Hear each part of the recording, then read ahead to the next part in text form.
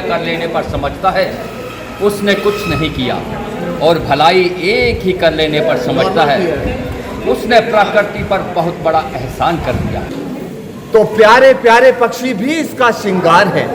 हाँ भैया जी, सुरवाटिका से अधिक सुंदर परम रमणीक धाम है। फूल अच्छे हैं तो तोड़ो, फिर करो कुछ गौर भी। हम अकेले ही नहीं, होंगे इनके ग्राहक और भी। कहाँ है जिसने सारी वाटिका का विध्वंस कर दिया? कौन है जो काल के चक्कर में फंसकर यहाँ आ गया? कुछ नहीं तो ये क्या, इधर देख लेना, उधर देख लेना, फिर उस और एक नजर देख लेना। ईर्ष्या भाव जागे शिव जी के मन में ईर्ष्या भाव? जी हाँ, विश्वास नहीं होता देवी की नारायण कि वो तपस्वी थी। विश्वास मेरी बात का तो कीजिए। तुम तो इस भावना से स्वतंत्र हो ना। शंका है आपको? भला आपका आशीर्वाद पाकर भी कोई भूल कर सकता हूँ? पवित्र नवरात्र की शुरुआत हो रही है और नवरात्रों के साथ साथ जहां मंदिरों में भक्तों का तांता लगा रहता है, जगरातों का आयोजन किया जाता है, वहीं पर रामलीला की बात करें तो रामलीला का भी आयोजन किया जाता है। न केवल जम्मू कश्मीर में बल्कि देश भर में जो है रामलीला का मंचन किया जाता है और प्रभु रामचंद्र का गुणगान किया जाता है। और इस वक्त मैं दीवान मंदिर में हूं, जहां पर बरसों से जो है रामलीला का मंचन किया जाता है। मंजे हुए कलाकार जो है इस वक्त मेरे साथ हैं। आइए जानने की कोशिश करते हैं इस वक्त भगवान रामचंद्र जी से जो है हम जानने की कोशिश करते हैं। सर, क्या नाम है आपका? विजय कुमार शर्मा। तो विजय जी, कितना समय हो गया आपको भगवान रामचंद्र जी की भूमिका निभाते हुए? मुझे पिछले 4 सालों से मैं ये राम जी की भूमिका निभा रहा हूँ यहाँ पे। तो इस वर्ष भी आपको मौका मिला है, तो क्या अंतर महसूस करते हैं और कितनी जो है बारीकियों का विशेष ध्यान रखते हैं जब भी आप अभिनय करते हैं? देखिए, हमारे यहाँ जो बड़े हैं हमारे, इस बार मेरे पिताजी जो यहाँ पे पारसी स्टाइल का सिखाया करते थे, उनका अभी स्वर्गवास हुआ है पिछले 2 महीने पहले। बस उन्हीं के आशीर्वाद से कोशिश यही की जा रही है कि जिस ढंग से वो सिखाते थे पारसी स्टाइल में, उसी ढंग से यहाँ पे रामलीला जो है आगे चलती रहे। और यहाँ के बड़े जो हैं हमें वही सिखा रहे हैं कि पारसी स्टाइल में जो है वो रामलीला करनी है। अभिनेता छोटा हो बड़ा हो, लेकिन अपने किरदार के साथ जो है उसे इंसाफ करना होता है। तो किन किन चीजों का जब आप स्टेज पर आते हैं ध्यान रखते हैं? देखें, मैं पहले यहाँ पर कामदेव का रोल भी करता था, श्रवण कुमार का रोल किया और भरत का रोल भी किया। ये सारे रोल करके हमें यही ज्ञान मिला कि जब भी आपने रोल करना है तो पूरे भाव से करना है। श्रवण कुमार है तो माता पिता के प्रति आप कितने समर्पित हो, वो रोल दर्शाता है कि जब आप उसको पूरी फीलिंग के साथ करते हो, आप अपने अंदर उस कैरेक्टर का वास करते हो, फिर जाके आप पॉसिबल होता है। प्रैक्टिस की बात करें, अभ्यास की बात करें, कितनी अभ्यास की जरूरत रहती है एक कैरेक्टर को परफेक्शन देने में? देखिए, practice makes a man perfect. Practice के बिना तो कुछ भी नहीं होता। और यहाँ पर ऑलरेडी पहले जो है पूरे 1 महीने पहले यहाँ पर डायलॉग्स के बारे में सिखाया जाता है, कैसे बोलना है, और हम जो है उसे अपने ग्रहण करते हैं। जैसे ही हमारे लिपसिंग पे वो जो वर्ड्स हैं वो प्रॉपर बैठते हैं, तभी हम उसको कर पाते हैं। तो वैसा ही होता है। और राम जी की भूमिका में आप समझते हैं कितना शांत और कितना उस मर्यादा में रहने वाला रोल है। तो डेफिनेटली आपको बहुत उनके साथ जुड़ना पड़ता है और उन सारे रूल्स एंड रेगुलेशंस को फॉलो करना पड़ता है कि आपकी नीयत, आपके भाव जो हैं बड़े परफेक्ट हो उस काम को करने के लिए। और जब आपकी नीयत और भाव सही होते हैं तो ऑटोमेटिकली भगवान आते हैं और आपके अंदर वास करते हैं और आपको वो जो चीज जो है वो करवाते हैं साथ में। बहुत बहुत शुक्रिया, आपने हमें समय दिया। और जिस तरह से किरदार छोटा हो बड़ा हो, लेकिन किरदार किरदार होता है, उसको परफेक्शन से निभाया जाता है। इस समय माता सीता का रोल प्ले करने वाली अभिनेत्री मेरे साथ हैं। मैम, सबसे पहले अपना परिचय दीजिए। जी, मेरा नाम संजना है। तो संजना जी, आपको कितना समय हो गया माता सीता की भूमिका निभाते हुए? मेरे को 3 साल हो गए माता सीता जी का इतना बड़ा किरदार निभाते हुए। तो 3 साल में क्या अंतर महसूस किया? क्या क्या आपको लगा कि कितनी और मेहनत करने की आवश्यकता है? मेहनत तो हमें चाहे जब तक हम रहें तब तक करनी ही पड़ती है। जितना हम ज्ञान सीखेंगे उतना ही हमारे लिए बहुत है। माता जी का किरदार इतना बड़ा है जहाँ पे हमें संपूर्ण संसार को ये सीखने को मिलता है कि स्त्री धर्म क्या होता है। और माता सीता जी ने हमें यही सिखाया कि हमें हमेशा अपने धर्म पे ही अड़ना चाहिए। कितने घंटों की प्रैक्टिस लगती है एक किरदार को निभाने में, परफेक्शन लाने में? बहुत टाइम लगता है, हमें अपना टाइम पूरा देना पड़ता है, लेकिन ये है ना कि जो हमें सिखाते हैं ना, सबसे महत्वपूर्ण रोल उन्हीं का ही होता है। जो हमारे गुरुजी हैं श्री सतपाल शर्मा जी, उन्होंने ही हमें सभी को, जितने भी यहाँ पे सारी लड़कियां हैं, सभी को छोटे छोटे होते ही हमें उन्होंने ही सिखाया है, तो उन्हीं का ही कृपा है। कोई डिफिकल्ट पार्ट, चाहे डायलॉग डिलीवरी हो या कोई एक्शन हो, कोई डिफिकल्ट? जी जी, बहुत। वो वेदवती का आपने रोल सुना ही होगा, माता सीता का जो पहला अवतार था, वो उस टाइम पे मैं, पिछले साल मेरा रोल हुआ था, यहाँ पे मुझे आग में गिरना था, तो उस टाइम पे मैं जब जंप किया ना, तो वो मेरे पूरे ये चीज है ना पूरी कट गई थी, एंड मुझे स्टिचेस भी लग गए थे।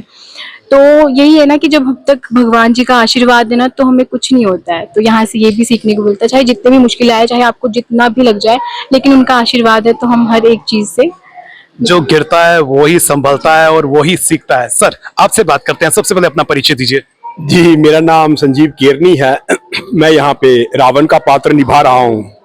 तो आपके माध्यम से कहना चाहूंगा, ये जो रामलीलाओं का महोत्सव रहता है नवरात्रि में, एक बड़ा खुशनुमा सा और धार्मिक सा माहौल हो जाता है पूरे शहर में। तो अब मैं देख रहा हूँ कहीं ना कहीं ये चीज जो है ये लुप्त होती जा रही है।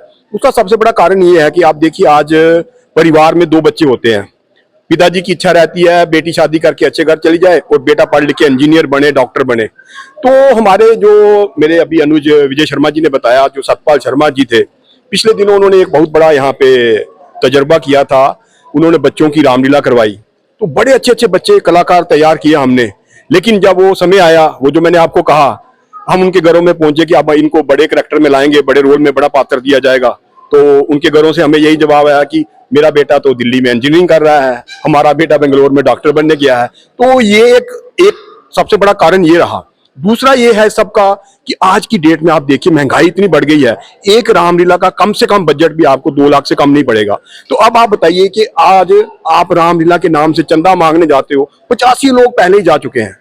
ये श्री सनातन धर्म नाटक समाज दीवान मंदिर में, इसकी आपको बताऊं, चूं इसलिए नहीं मैं कह रहा कि मैं यहाँ 40 साल से जुड़ा हूं, लेकिन यहाँ पे मैंने खुद अपनी आंखों से ये महसूस किया है कि यहाँ भगवान राम का वास रहता है।